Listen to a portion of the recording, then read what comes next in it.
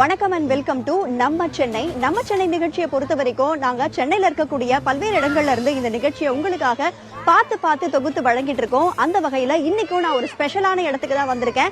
இங்க பேக்டிராப் நீங்க பார்க்கும்பொழுது நீங்களே கண்டுபிடிச்சிருப்பீங்க. எஸ், நான் வண்டலூர் உயிரியல் பூங்காவுக்கு தான் வந்திருக்கேன். இன்னைக்கு பொது விடுமுறை லீவ் விட்டாச்சு. சோ எல்லாருமே ஃபேமிலியா கிளம்பி வந்துட்டாங்க. அந்த வகையில நானும் என்னோட டீமும் வண்டியை எடுத்துட்டு இங்க வந்துட்டோம். சரி, இந்த நிகழ்ச்சியில நம்ம பார்க்க போறது என்னென்ன அப்படிங்கறத நம்ம சுருக்கமா பாத்திரலாம்.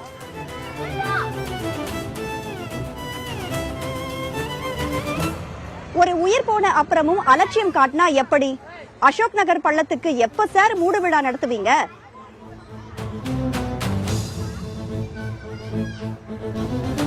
திருப்பதிக்கு போகும் திருக்குடை ஊர்வலம். சென்னை முழுக்க இன்னைக்கு திருவிழாதான்.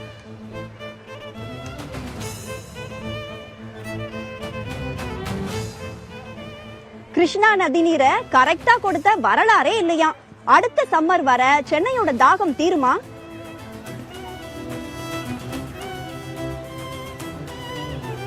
மகளிர் ஸ்பெஷல். அபார்ட்மெண்ட் வாசல்ல அனைத்தும் கிடைக்கிற மாதிரி சூப்பரான ஒரு திட்டம்.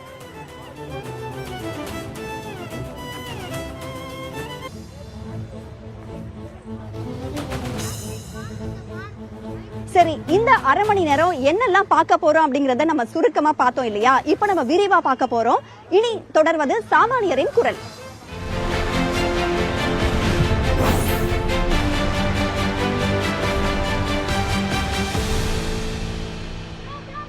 சென்னை அசோக் நகர்ல மழைநீர் வடிகால் பணிகள் நடக்கும் பொழுது பள்ளம் இருந்துச்சு. அந்த பள்ளத்துல ஐயப்பன் அப்படிங்கிற ஒரு இளைஞர் உயிரிழந்தது நம்ம எல்லாருக்குமே தெரியும். அந்த வகையில அந்த பள்ளம் இன்னுமே மூடாம வச்சிருக்காங்க. களத்துல இருந்து நம்மளுடைய செய்தியாளர் ஆனந்தன் இணைஞ்சிருக்காரு. என்ன விவரம் அப்படின்னு நம்ம அவர்கிட்டயே கேட்டுக்கலாம். ஆனந்தன், அந்த பள்ளம் இன்னும் மூடப்படாம இருக்கு. அந்த சாலையில ஆயிரக்கணக்கான வாகனங்கள் போயிட்டு வந்துகிட்டு இருக்கோம். வாகன ஓட்டுநர்கள்லாம் என்ன மாதிரியான சிரமத்தை சஞ்சிட்டு வராங்க? என்ன விவரம்?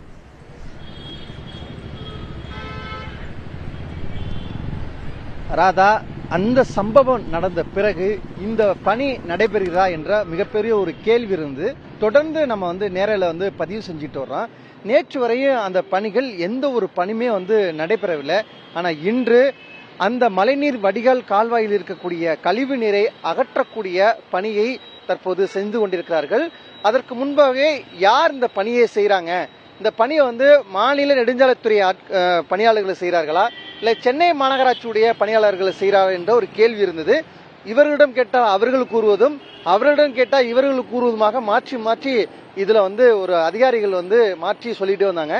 ஆனா இந்த நிலையில தற்போது மாநில நெடுஞ்சாலைத்துறை அதிகாரிகள் இப்பொழுது இந்த பணிகளை செஞ்சுக்கிட்டு இருப்பதாக ஒரு பேனர் வச்சுட்டு இந்த பணியை தொடங்கியிருக்காங்க. ஏன் இந்த பணி காலதாமதம் ஆகுது அப்படின்னு நம்ம பார்க்கணும். நீங்க பார்த்துக்கிட்டு இருப்பீங்க, அந்த புறம் சாலையில இது 100 அடி சாலை, மாநில நெடுஞ்சாலை. அந்த புறத்திலிருந்து குறிப்பாக இந்த சைடு கொண்டுட்டு வரணும், மழைநீர் வடிகால் கால்வாயை கொண்டுட்டு வரணும். அந்த பணி தொடர்ந்து நடந்துகிட்டே இருக்கு. ஆனா இப்போ இதுல கொண்டாந்து இணைக்கக்கூடிய பணியில காலதாமதம் ஏற்படுது.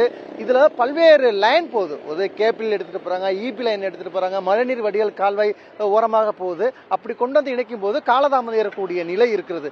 இதன் காரணமாக 2 மாசத்திற்கு மேலாக இந்த பணி நடந்துகிட்டு இருக்கு. இந்த பணி நடைபெறது காரணமாக அம்பேத்கர் காலனி பக்கத்திலே இருக்கு. அந்த தெருவிலிருந்து வரக்கூடிய மக்கள் மிகுந்த சிரமத்திற்கு உள்ளாகி இருக்காங்க. அது மட்டும் இல்ல, நீங்க கேட்டது போல இது 100 அடி சாலை. சென்னையில குறிப்பாக காசி தியேட்டரில் இருந்து அசோக் பில்லர் பிரதான வடபழனி, கோயம்பேடு இப்படி பல்வேறு பகுதிக்கு செல்லக்கூடிய இந்த சாலையில வாகன ஓட்டிகள் மிகுந்த சிரமத்திற்கு இடையே வாகனத்தை பயணிச்சுட்டு வர்றாங்க. மிகுந்த சிரமத்திலிருந்து இப்போ அந்த ரோட டைவர்ட் பண்ணி அமைச்சிருக்காங்க, உருவழி பாதையா மாத்திருக்காங்க. அப்படி இருந்தும் வாகன ஓட்டிகள் மிகுந்த சிரமத்திற்கு ஆளாகி இருக்கக்கூடிய நிலை இருக்கிறது. இப்படி ஒரு புறம் இருந்தாலும் பணியை விரைவா முடிக்கணும் அப்படின்னு தொடர்ந்து வாகன ஓட்டிகள் இந்த பகுதி மக்கள் சொல்றாங்க. ஆனா மாநில நெடுஞ்சாலைத்துறை அதிகாரிகள் படிப்படியாக அந்த பணிகளை செஞ்சுட்டு வர்றாங்க. ஆனா இன்று மட்டும்தான் இந்த டிராக்டரை கொண்டு தற்போது தண்ணீரை அப்புறப்படுத்தக்கூடிய பணியை செஞ்சுக்கிட்டு இருக்காங்க. எச்சரிக்கை பலகை கொடுக்கப்பட்டு பாதுகாப்பா இருக்கணும் அப்படின்னு சொல்லிட்டே இருக்காங்க. ஆனா என்ன மாதிரியான நிலை இருக்கு, எவ்வளவு தூரம் இந்த பணிகளை எப்போ முடிவிடும் அப்படின்னு பார்த்தோம்னா காலதாமதம் இருக்கக்கூடிய நிலை தான் ஏற்படுது. எனவே இந்த பணியை விரைவாக முடிக்கணும்னு சொல்லிட்டு அம்பேத்கர் காலனியில் இருக்கக்கூடிய மக்கள், அதே போல வாகன ஓட்டிகள் மிகப்பெரிய ஒரு எதிர்பார்ப்பு இருக்கிறது. ராதா, ஆனந்தன், தொடர்ந்து நம்ம இந்த செய்திகளை புதிய தலைமுறை தொடர்ந்து வழங்கிட்டே தான் இருக்கு, பதிவு செஞ்சுட்டு தான் இருக்கோம். உரிய தீர்வு கிடைக்கும்னு நம்பலாம். ஆனந்தன், விவரங்களை வழங்கியமைக்கு நன்றி. அடுத்ததா, சென்னையோட குடிநீர் தேவைக்காக ஆந்திராவில இருந்து கிருஷ்ணா நதி நீர் இந்த வருஷம் நம்மளுக்கு கிடைக்காது போலயே. என்ன, ஷாக் ஆகாதீங்க. நம்மளுக்கு கிடைக்குமா கிடைக்காதா, எப்படி சமாளிக்க போறோம் அப்படிங்கறத நம்மளுடைய செய்தியாளர் எழில் விளக்கமா சொல்றாரு, பாருங்க. சென்னையினுடைய குடிநீர் தேவைக்காக ஆந்திர மாநிலம் கண்டலேறு அணையிலிருந்து கிருஷ்ணா நதி நீர் திறக்கப்படுது.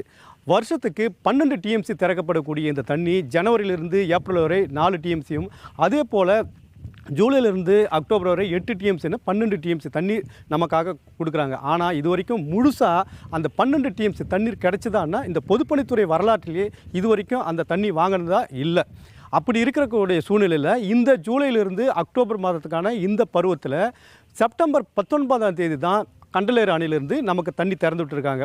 அந்த வகையில் பார்த்தோன்னா, அதாவது இந்த 8 டிஎம்சி கிடைக்கிறதுல சிக்கல் இருக்குது. 3 டிஎம்சி அளவுக்கு தான் இந்த தண்ணீர் கிடைக்கும். ஆனாலும் கூட இது பற்றி பொதுப்பணித்துறை அதிகாரிகள் என்ன சொல்கிறாங்கன்னா, ஏற்கனவே இந்த ஒட்டுமொத்தமாக இருக்கக்கூடிய குடிநீர் ஆதாரங்களில் 4 டிஎம்சி தண்ணீர் இருப்பு இருக்குது.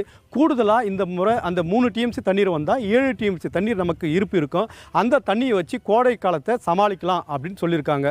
இது மட்டும் இல்லாமல், ஒருவேளை இந்த பருவமழை பொய்த்தாலும் கூட அந்த தண்ணீரை வச்சு சமாளிக்கிறதுக்கான வாய்ப்பு இருப்பதாகவும் சொல்லியிருக்காங்க.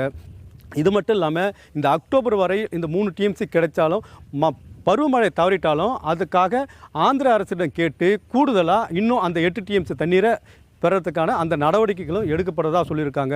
அப்படி பார்க்க போனால் ஒட்டுமொத்தமாக இப்போ இருக்கிற 7 டிஎம்சியும் சரி, இல்லை கூடுதலாக தண்ணீர் வரக்கூடிய பட்சத்திலையும் ஒட்டுமொத்தமாக சென்னையினுடைய குடிநீர் தேவை முழுமையாக தீர்க்கப்படும்.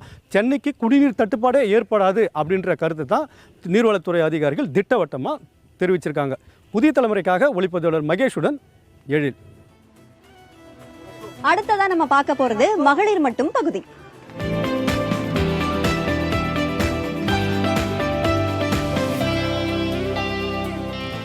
தமிழ்நாடு முழுக்க தயாரிக்கிற, ஒவ்வொரு இடத்துல இருந்தும் தயாரிக்கிற பொருட்கள் உங்களுடைய வீடு தேடி வந்தா எவ்வளவு சூப்பரா இருக்கும். அரசு அந்த மாதிரி ஒரு திட்டத்தை கொண்டு வந்திருக்காங்க. அது என்ன திட்டம், அது நம்மளுக்கு எவ்வளவு யூஸ்ஃபுல்லா இருக்கும் பாத்திரலாமா? செங்கல்பட்டு மாவட்டம் ஏகாட்டூர்ல இருக்கக்கூடிய ஹிரானந்தானி அபார்ட்மெண்ட்டுக்கு தான் நம்ம இப்போ வந்திருக்கோம். 15 பிளாக்களில் 2250 குடும்பங்கள் வசிக்கக்கூடிய பிரம்மாண்டமான அபார்ட்மெண்ட் இது. இந்த அபார்ட்மெண்ட்ல இப்போ என்ன நடந்துட்டு இருக்கு அப்படின்னா, தமிழ்நாட்டில் இருக்கக்கூடிய மகளிர் சுய உதவி குழு பெண்கள் அவங்க தயாரிச்ச பொருட்களை இங்க கண்காட்சியும் விற்பனையும் பண்றாங்க. ஒரு அபார்ட்மெண்ட்டுக்கே நேரடியாக வந்து மகளிர் சுய உதவி குழு பெண்கள் அவங்களுடைய பொருட்களை விற்கிறது இதுதான் முதல் முறை.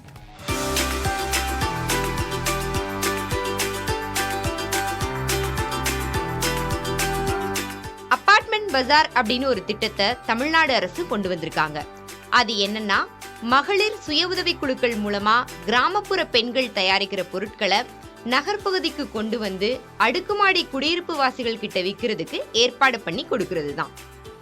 பல்வேறு பொருட்கள் இருக்குது. டெக்ஸ்டைல் இருக்குது, ஃபுட் மெட்டீரியல் இருக்குது, பியூட்டி அண்ட் வெல்னஸ் இருக்குது, ஹேண்டிகிராஃப்ட்ஸ், ஹேண்ட்லூம்ஸ் எல்லாமே இருக்குது. இந்த பொருட்களை அவங்க வந்து பார்த்து வாங்குறதுக்கும் சுய உதவி குழுக்களுக்கு இதனால் வந்து எக்கனாமிக் ப்ராஸ்பெரிட்டி கிடைக்கிறதுக்கும் ஒரு வாய்ப்பை வந்து தமிழ்நாடு அரசு இந்த அபார்ட்மெண்ட் பஜார் மூலமா ஏற்படுத்தி கொடுக்குறாங்க.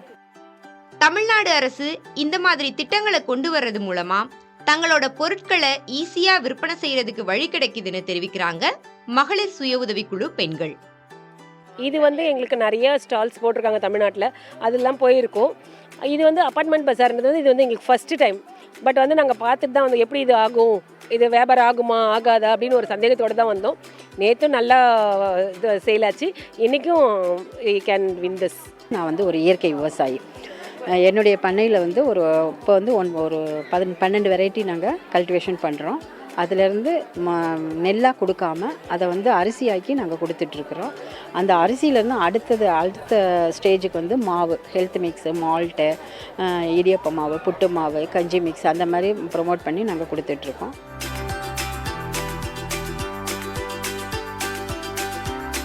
இதே போல நல்ல தரமாகவும் விலை குறைவாகவும் இருக்கிற பொருட்கள் வீடு தேடி வர்றது ரொம்ப யூஸ்ஃபுல்லா இருக்கு அப்படின்னு அடுக்குமாடி குடியிருப்பு வாசிகள் சொல்றாங்க.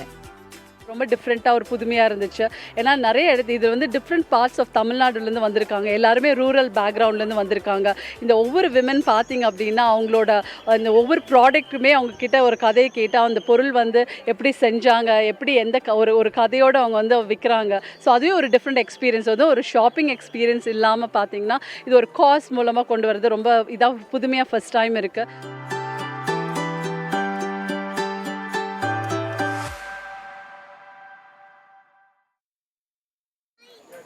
மாதம் ஒரு முறையாவது இந்த மாதிரி அப்பார்ட்மெண்ட் பஜாரை தங்களுடைய அப்பார்ட்மெண்ட்டில் நடத்தணும் அப்படின்னு இந்த அப்பார்ட்மெண்ட் வாசிகள் கேட்குறாங்க.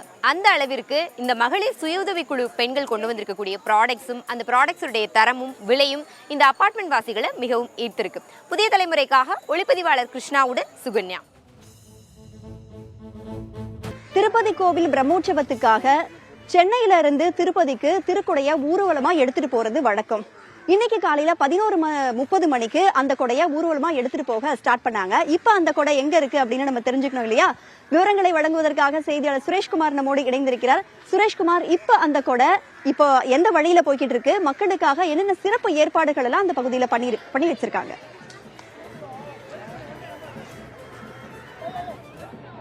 ராதா, தற்போது நாம் இருக்கக்கூடிய என்எஸ் போஸ் சாலை பகுதியில் தான் திருப்பதி திருக்கோடை தற்போது கொண்டு செல்லப்பட்டுக் கொண்டிருக்கிறது. ஆயிரக்கணக்கான மக்கள் இந்த திருக்கோடை ஊர்வலத்தில் பங்கேற்றுக் கொண்டிருக்கிறார்கள். குறிப்பாக 11 வெண்குடைகள் திருப்பதி பிரம்மோற்சவ விழாவில் வழங்குவதற்காக சென்னையில் இருந்து ஊர்வலமாக திருப்பதி வரை கொண்டு செல்லப்பட இருக்கிறது. இன்று காலை சென்னகேசவ பெருமாள் கோயிலிலிருந்து இந்த திருப்பதி கொடை ஊர்வலம் தொடங்கியது. காலை முதலே ஆயிரக்கணக்கான பக்தர்கள் இந்த ஊர்வலத்தில் பங்கேற்றுக் கொண்டிருக்கிறார்கள். தற்போது என்எஸ் போஸ் சாலையில் உள்ள வைராகி மடம் பகுதியில் இந்த திருக்குடையானது வந்து சேர்ந்திருக்கிறது. 11 குடைகளும் பக்தர் வெள்ளத்தில் மூழ்கியபடி இன்ச் பை இன்ச்சாக என சொல்லக்கூடிய வகையில் ஒவ்வொரு பகுதியாக கடந்து சென்று கொண்டிருக்கிறது. இந்த கொடை ஊர்வலத்தில் பாதுகாப்பு ஏற்பாடுகள் அதிக அளவில் செய்யப்பட்டிருக்கின்றன. இந்த கொடை ஊர்வலம் செல்லக்கூடிய அனைத்து சாலையிலும் 2000க்கும் மேற்பட்ட போலீசார் குவிக்கப்பட்டிருக்கிறார்கள். நமது ஒளிப்பதிவாளர் சிவராஜ் காட்டிக் கொண்டிருக்கிறார். இந்த கொடை ஊர்வலத்துக்கு சென்னை மட்டுமில்லாமல் தமிழகத்தின் பல்வேறு பகுதியிலிருந்தும் பொதுமக்கள் அதிக அளவில் வந்து குவிந்திருக்கிறார்கள். இதைத் தொடர்ந்து இந்த திருக்கொடை ஊர்வலம் வால்டாக் சாலையை செல்ல இருக்கிறது. வால்டாக் சாலையிலிருந்து யானை கவுனி பகுதிக்கு செல்லும். அங்குதான் இந்த கவுனி தாண்டல் நிகழ்ச்சி என்பது மிகவும் உற்சாகமாக மிகவும் வெகு சிறப்பாக நடைபெறும். சென்னையை பொறுத்தவரையில் குறிப்பாக இந்த விழா என்பது ஒவ்வொரு ஆண்டும் வெகு விமர்சையாக கொண்டாடப்படும். அந்த வகையில் தான் இன்று தொடங்கியிருக்கக்கூடிய இந்த குடை ஊர்வலம் என்பது வரக்கூடிய 7ஆம் தேதி திருப்பதியை சென்றடையும் வகையில் ஏற்பாடு செய்யப்பட்டிருக்கிறது. இதற்காக இந்த விழா ஏற்பாட்டாளர்கள் மிகுந்த ஏற்பாடுகளை செய்திருக்கிறார்கள். வழி நெடுகிலும் பொதுமக்களுக்கு அன்னதானம் வழங்கப்படுகிறது. பல இடங்களில் மோர் உள்ளிட்ட பானங்களும் அவர்களுக்கு வழங்கப்பட்டுக் கொண்டிருக்கின்றன. பக்தர்கள் கோவிந்தா முழக்கத்தோடு இந்த விழாவை காணுவதற்காக குடை ஊர்வலத்தில் பங்கேற்பதற்காக பல இடங்களிலிருந்து வந்திருக்கிறார்கள். நீங்க எங்க இருந்துமா வந்திருக்கிறீங்க குடை ஊர்வலத்துக்கு? சேலவாயில் சேர்ந்து வந்துருக்கோம். சேலவாயில் ஆண்டுதோறும் வருவீங்களா? வருஷம் வருஷம் வரும். பெருமாளோட அருள் பெறுவீங்களா? ஆமாப்பா, கண்டிப்பா நாங்க வந்து வருஷம் வருஷம் வந்து இந்த பெருமாளை பார்த்து தான் நாங்க போவோமே. சாயங்காலம் வரைக்கும் இருப்போம். ஆமா, மிக சிறப்பானதா? சூப்பர். இங்கதான் நாங்க எப்பவுமே வருஷம் எங்கேயுமே போக மாட்டேங்குது. ஒருமே வருஷம் வருஷம் வந்து இங்க பார்த்துட்டு போவோம் எல்லாருமே. நீங்க வருஷம் வருஷம் வருவீங்களா குடை ஊர்வலத்துக்கு? நீங்க நான் வரோம். பெருமாளோட அருள் பெறுவீங்க. அவர்கள் தெரிவித்தது போலவே ஆண்டுதோறும் பக்தர்கள் இந்த குடை ஊர்வலத்தில் பங்கேற்பது பெருமாளுடைய அருளை பெறுவதற்கான ஒரு வாய்ப்பாகவே அவர்கள் பார்க்கிறார்கள். ஏனென்றால் இந்த குடை ஊர்வலத்தில் அவர்கள் பங்கேற்பதோடு இந்த வெண்குடையை தரிசிப்பதையும் அவர் ஒரு முக்கிய நிகழ்வாகவே அவர்கள் கருதுகிறார்கள். அதிலும் இந்த புரட்டாசி மாதத்தில் விரதம் இருந்து திருப்பதி கோவிலுக்கு சென்று வழிபடக்கூடியவர்களாக இருக்கட்டும், அதே போன்று தங்களுடைய ஒரு நேர்த்திக்கடனாக கூட இந்த குடை ஊர்வலத்தில் பங்கேற்கிறார்கள். ராதா, திருக்குடை ஊர்வலத்தோட சிறப்புகள் குறித்தும் என்னென்ன ஏற்பாடுகள் செஞ்சிருக்காங்க, சென்னையில இருந்து மட்டும் இல்ல பிற மாநிலங்கள் மாவட்டங்கள்ல இருந்து மக்கள் வந்து வருஷம் கலந்துட்டு இருக்காங்க, அதை பத்தி ரொம்ப விரிவா சொன்னீங்க. விவரங்களை வழங்கியமைக்கு நன்றி சுரேஷ்குமார். சரி, அடுத்ததா நம்ம என்ன பார்க்க போறோம்னா, திருப்பதிக்கு சென்னையில இருந்து திருக்குடை செல்லும் இல்லையா, அதை பத்தின கொண்டாட்டத்தையும் சிறப்புகள் குறித்தும் நம்ம பார்த்தோம் இல்லையா. ஆனா அதை பத்தி அதுக்கு பின்னாடி இருக்கிற வரலாறு பத்தியும் நம்ம தெரிஞ்சுக்கணுமா இல்லையா? வரலாறை பத்தி பாத்துருவோமா?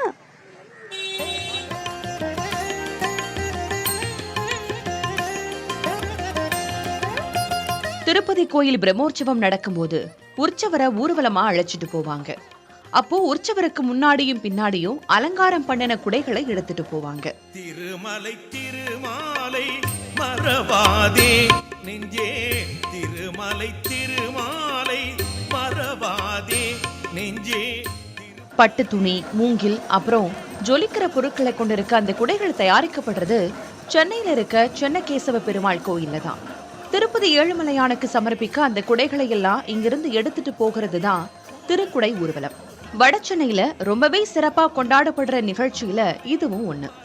சென்னகேசவ பெருமாள் கோயிலிருந்து திருக்குடை ஊர்வலம் புறப்பட்டதுமே ஒவ்வொரு பகுதியிலையும் சிறப்பா வழிபாடு நடத்தப்படும். இதுல முக்கியமா எல்லாரும் எதிர்பார்க்கிறது திருக்குடை யானைக்கவுனியை தாண்டிருச்சா அப்படின்றதுதான். அது ஏன் தெரியுமா? யானைக்கவுனியில யார்கிட்டயோ ஏழுமலையான் கடன் வாங்கி இருந்தாராம். அதனால அந்த பகுதிக்கு திருக்குடை ஊர்வலம் செல்றப்ப குடையை தூக்கிட்டு வேகமா ஓடிடுவாங்களாம். 100 ஆண்டுகளுக்கு மேலாக இந்த சம்பிரதாயம் கடைபிடிக்கப்படுறதா சொல்றாங்க. இப்படி ஊர்வலமா எடுத்துட்டு போகிற திருக்குடைகள் கொன்னூர் காசி விஸ்வநாதர் கோயிலுக்கு கொண்டு செல்லப்படும். இரவு அங்கேயே தங்கிட்டு மறுபடியும் ஊர்வலத்தை தொடங்குவாங்க. வழியில திருவள்ளூர் வீரராகவ பெருமாள் கோயிலுக்கு எல்லாம் கொண்டு போயிட்டு கடைசியா திருப்பதி ஏழுமலையான் கோயிலுக்கு கொண்டு போவாங்க.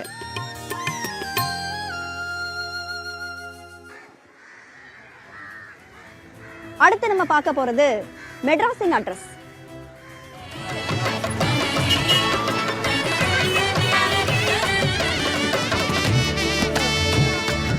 இப்பதாங்க இது சென்னை. இதுக்கு முன்னாடி மெட்ராஸ் மாகாணமா இருந்தப்பவே பெண்களுக்கும் பெண்களுடைய கல்விக்கும் முக்கியத்துவம் கொடுக்கும் வகையில பெண்களுக்குன்னு சிறப்பா ஒரு காலேஜ ஓபன் பண்ணியிருந்தாங்க. அதை பத்தியும் அதோட வரலாறு பத்தியும் தான் நம்ம பார்க்க போறோம். வாங்க பாத்திரலாம்.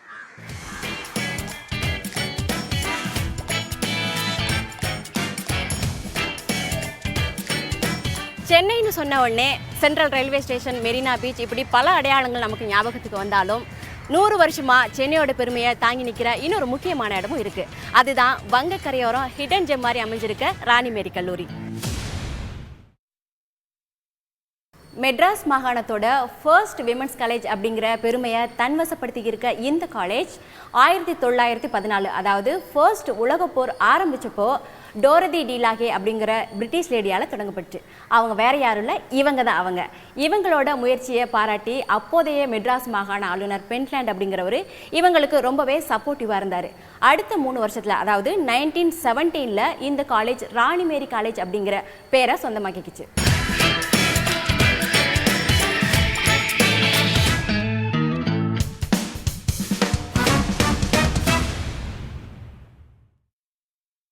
முப்பத்தி 3 ஸ்டூடெண்ட்ஸோடு இந்த காலேஜ் வந்து ஆரம்பித்தது.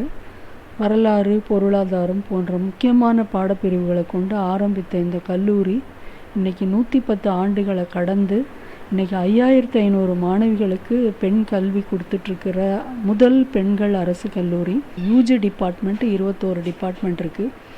பிஜி டிபார்ட்மெண்ட் வந்து 19 டிபார்ட்மெண்ட் இருக்குது. ரிசர்ச் வந்து 13 டிபார்ட்மெண்ட்டில் இருக்குது. இசைத்துறை வந்து தமிழ்நாட்டில் அரசு கல்லூரியில் இங்கே ஒண்டி தான் இருக்குது. அதுவும் ரிசர்ச் டிபார்ட்மெண்ட்டாக இருக்குது. இங்கே அந்த physical education, health education, sports அப்படின்னு அதையே ஒரு 3 வருட பட்டப்படிப்பாகவே நாங்கள் கொடுத்துக்கிட்டு இருக்கோம்.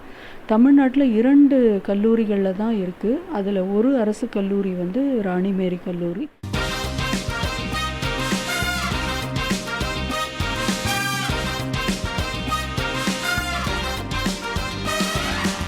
இங்கே படித்தவங்க எல்லாருமே பெரிய பெரிய politicians, singers, actors, IAS officers, army officers, musicians அப்படின்னு சமூகத்தில் பெரிய ஆட்களாக மாற்றின பெருமையும் இந்த காலேஜுக்கு உண்டு. காலப்போக்கில் இல்லை காலத்தோட கட்டாயத்தால் நிறைய சேஞ்சஸ், கிளாஸ் ரூம்ஸும் சரி, பில்டிங்ஸும் சரி, இந்த மாதிரி நிறைய சேஞ்சஸ் நடந்திருந்தாலும் கூட இன்றைக்கும் இந்த காலேஜில் பழமை மாறாத கட்டடங்களும் இந்த மாதிரியான பழமை மாறாத வகுப்பறைகளும் இன்னும் பயன்பாட்டில் தாங்க இருக்குது.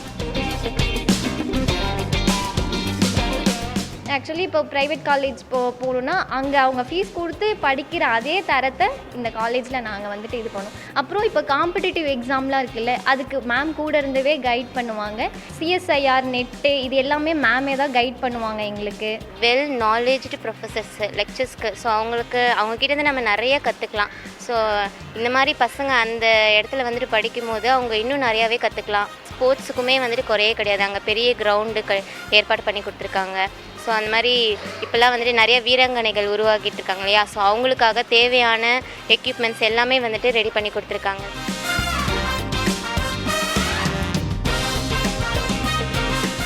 அடுப்போதும் பெண்களுக்கு படிப்பதுக்குன்னு சொல்லி பெண்களுக்கு கல்வி மறுக்கப்பட்ட அந்த காலத்திலேயே ஆண்களுக்கு நிகராக பெண்களும் கல்வி கற்க வேண்டும் அப்படிங்கிற உயரிய நோக்கத்தோட ஆரம்பிக்கப்பட்ட இந்த கல்லூரி பல நூற்றாண்டுகளை கடந்து இன்னும் பல தலைமுறையை உருவாக்கிக்கிட்டே தான் இருக்கும். புதிய தலைமுறைக்காக ஒளிப்பதிவாளர் நரேஷுடன் செய்தியாளர் ரசாம் செபாஸ்டியன். சரிங்க, நாம இப்ப நிகழ்ச்சியோட நிறைவு பகுதிக்கு வந்துட்டோம். நிறைய special stories, special packages, special லைவ்னு உங்களுக்காக வழங்குறோம். உங்க எல்லாருக்கும் பிடிச்சிருக்கும் அப்படின்னு நம்புறேன். என்னடா அதுக்குள்ள நிகழ்ச்சி முடிய போதா அப்படின்னு ஃபீல் பண்ணாதீங்க. மீண்டும் நாளைக்கு சந்திக்கலாம். Until then, it's bye from Radha.